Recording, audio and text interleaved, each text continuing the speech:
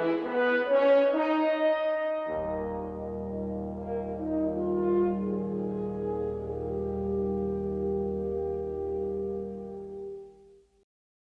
and welcome back to the Flicks Files. A few videos ago now, I did a small Blu-ray collection of a director that I've always been a fan of called Joe Dante. And I thought I would do the same again for another director that I've always been a fan of. And that director is Peter Hyams. Now, Peter Hyams had a kind of similar start in the business to Steven Spielberg in terms of his history. He started in television. He mainly worked on documentaries, but then he progressed into doing some small-scale TV movies. His first big commercial movie was Capricorn 1. Now, that's a movie that I know of, and I have seen it, but it was many, many years ago, and it's a movie that I definitely plan to revisit, so I don't currently have that movie in my collection. But what I do have, 1, 2, 3, 4, 5, I have 7 of his films in my collection. And I thought I would go through them pretty quickly, just to give a brief rundown of each one, and just try and explain why I'm a fan of Peter Hyams and what it is about his movies that I really like.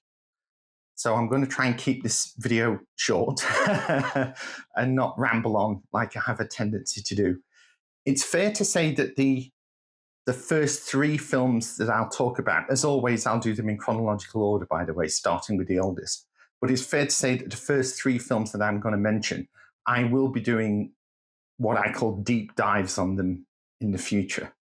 So if any of the movies that I'm going to talk about pique your interest, specifically the first 3, then, subscribe to my channel. And further down the road, I'll do a more in-depth talk on each of these. Because if you have similar tastes in movies that I have, and these are movies that you've not seen, then, it'll be interesting for you to learn a bit more about them. So the first movie that I want to talk about was released in 1981, and it's called Outland. Now, this wasn't the first Peter Hyams movie that I saw. That comes next. So this is one that I kind of discovered after. So I'm going to guess that the first time I saw this film would have been around about 1985, 1986. So a very, very brief overview of the plot is it's kind of a Western in space. It's based on the moon Io that orbits Jupiter. And Sean Connery arrives at a mining facility on Io. And they've had a series of deaths on this mining facility. So it's Sean Connery's job to try and investigate what's happening. And his investigations lead him to find that the miners are taking this drug that makes them work harder. And it has addictive properties. So that's kind of the plot briefly. But it's a very good early 80s science fiction film. And it has a lot of aesthetic similarities to Alien. You could almost think they were set in the same universe. Whenever I watch Outland, I try and pretend that it's a Weyland-Yutani company that Sean Connery is working for. If you're an Alien fan, you'll know what that means. But I think a lot of the reasons why it looks very similar to Alien is that it borrowed, from what I understand, even though this was made a few years after Alien, they borrowed a lot of the leftover set dressings from Alien. So as I say, when you watch Outland, it just screams of Alien in terms of its look and its set design. But to me, that just makes it, all the more one of the reasons why I like it. So yes, it's definitely a good movie. Sean Connery, as always, in any film that he's in, is just really, really good. And Peter Boyle plays the head of the mining corporation that, I suppose he is the bad guy. But I won't say any more than that. As I say, I will be doing a deep dive on this movie further down the line. Suffice to say that it is a very good film. And it's one of 2 science fiction films that I have that Peter Hyams directed. With the next one being, and this was the first Peter Hyams film that I ever saw, and that is 2010. Now, what a tall order for Peter Hyams to man the sequel to possibly the biggest science fiction movie of all time, and certainly one of my favorite movies of all time, Stanley Kubrick's 2001. I have the actual 2010 Odyssey 2 novel that Arthur C. Clarke wrote back in the early 80s. I read this. This is my original copy.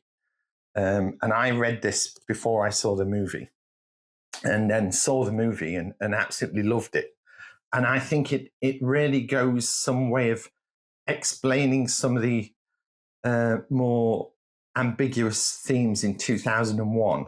So if you've ever watched 2001 and kind of thought, what on earth was that about?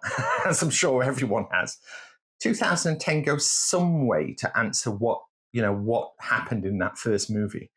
So the basic premise is that Roy Scheider is Dr. Haywood Floyd.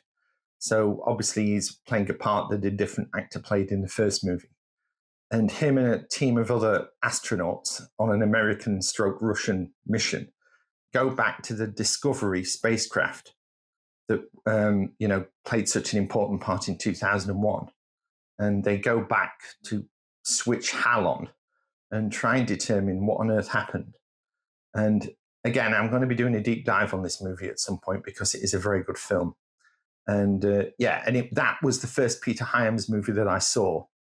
And that's when I kind of took note of this guy and thought, I'm going to keep an eye on him. And when he does new movies, I'll be sure to check them out.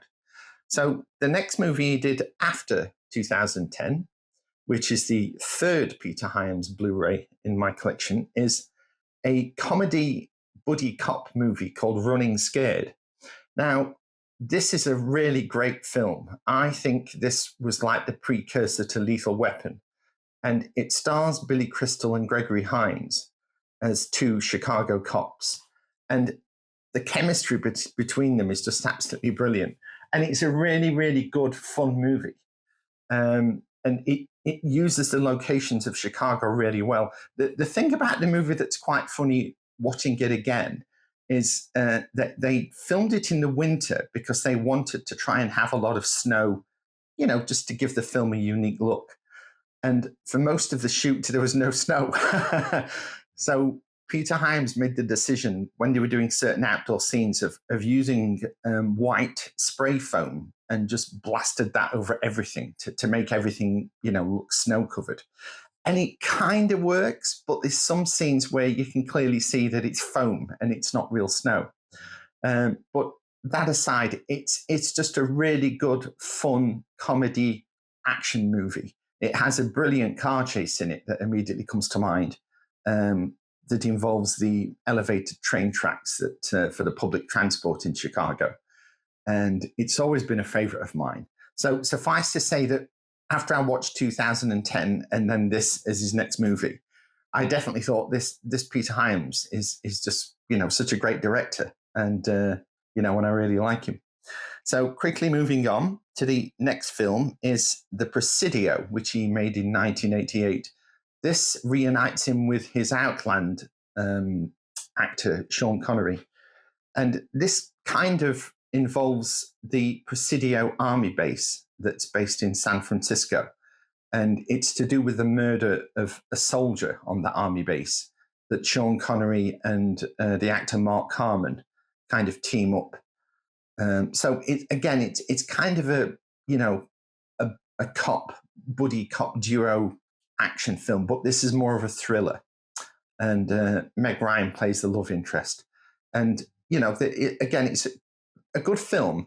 There's a scene in it that's a standout for me that's an extended chase sequence, like an on-foot chase sequence where they end up running up onto rooftops and things. That's always good fun.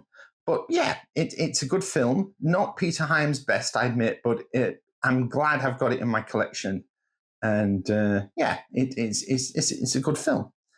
So after that, in 1990, he made a movie called Narrow Margin, which stars one of my favorite actors, Gene Hackman. And this is a really good film. This is more of a thriller.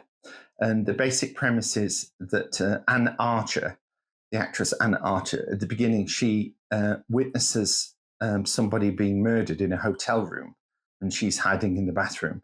So yeah, she becomes a witness, and Gene Hackman is tasked with getting her from her safe, from where she lives out in, some remote part of Colorado, I think it is. And he has to bring her in to testify. And the bad guys know that, the cops need her for a witness, so they're out to get her. And the majority of the movie takes place on a train. So it's a really good kind of cat and mouse thriller where Gene Hackman is trying to keep Anne Archer out of trouble's way. And, the bad guys get on the train, and there's really good action where they end up getting onto the roof of the train. And it's just, again, a very good film. Not a long movie. It's only about 90 minutes long, but it moves along at a really good pace. And again, if you've not seen it, I'd definitely recommend it. So the next movie is 1994's Time Cop, which is a science fiction movie with Jean-Claude Van Damme. Now, I wouldn't say Jean-Claude Van Damme is my favorite actor by a long stretch. He's made a couple of movies that I enjoy, this being one of them. The premise is interesting. It's based around a reality where in the mid-90s, scientists have developed a method of time travel that allows them just to go back into the past. And like a commission is set up to police time travel to make sure that it's not used, in an illegal way. And Jean-Claude Van Damme works for this company, and his wife gets murdered, and he decides to use the actual time travel system to unravel, why his wife was murdered. So it's like a science fiction action film, when I would guess it was like low to mid budget when it was made. But again, as with Peter Hyams, most of the money that he had to play with is up on the screen. And I always like the actual time travel engine that they use, the mechanism where he sits in a chair and he's fired down like these rails into like a Stargate, gate, for want of a better word. And yeah, it's not a fantastic movie, but as a movie to watch out of curiosity, if you're a big sci-fi fan, it's definitely worth a go. I mean, I picked it up because it's Peter Hyams, and I got it really cheap. So, I thought, yes, I'll definitely pick that up. As is the case with the next and last movie in my Peter Hyams collection, which is the movie he did immediately after Time Cop. He must have enjoyed working with Jean-Claude Van Damme because he immediately did another movie with him called Sudden Death. Now, this has been described in one sentence as Die Hard with ice hockey.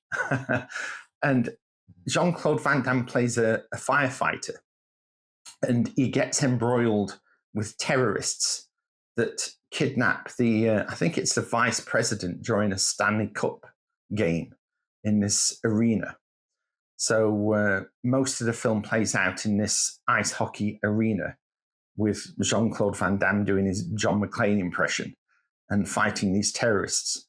And yeah, it is a Die Hard ripoff, unlike many movies that were released along that time, like Under Siege. But it's fun, and Peter Hyams does a good job. I mean, again, with this collection being about Peter Hyams as a director, when I looked at the list of films that I had, I realized that it covers quite a lot of genres. You've got science fiction, you've got flat out action, you've got comedy, and he seems to just be adept at doing anything, any genre. And the other thing about Peter Hyams that I've always been really interested in is that he's one of the few directors that acts as his own cinematographer. So he doesn't hire a cinematographer to work with him. He does his own cinematography, which imbues all of his movies with a very unique look. Now, I've got a couple of screenshots. I've got like one screenshot from each of these movies, and I'm just going to quickly play them out in order, just very quickly, just so you can see the look of each of these movies. And I'm sure you'll notice the actual look that Peter Hyams' cinematography has, if that makes sense.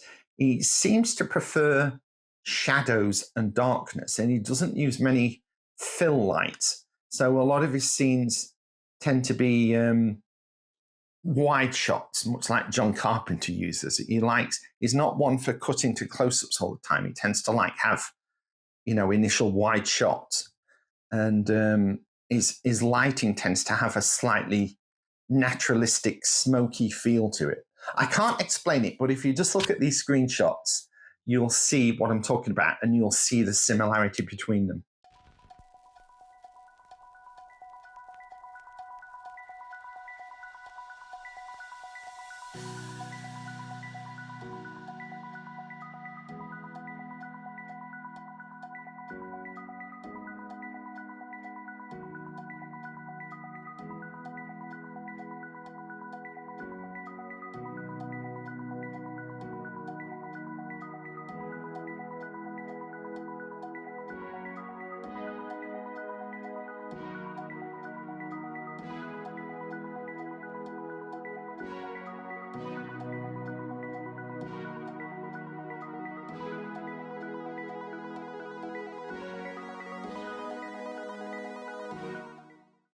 So yeah, I hope that that gave you some idea what I mean about his cinematography style. I just find it fascinating that he's a director that does that. I can't really think of another director that does.